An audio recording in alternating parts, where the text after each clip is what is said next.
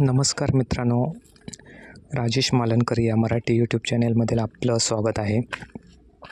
आपण आज झेंडूच्या फुलझाडांची माहिती घेणार आहोत. झेंडू ही शोभेची फुले देणारी एक औषधी वनस्पती आहे. झेंडूची फुले बहुउपयोगी आहेत.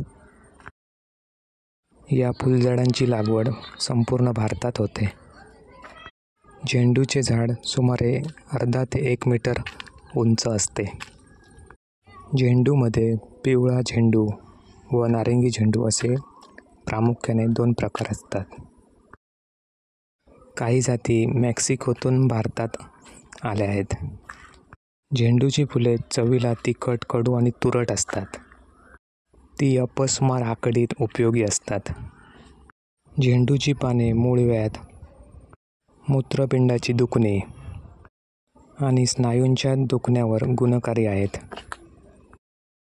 फुलांचा रस कानदुखी असल्यास कानात टाकतात.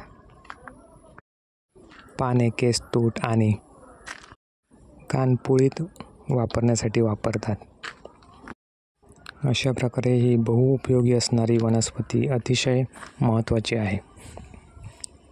तसेच या झेंडूची फुले दिवाळीच्या सणाला हार बनवण्यासाठी तसेच अनेक ठिकाणी कार्यक्रमात हार बनवण्यासाठी उपयोगी येतात.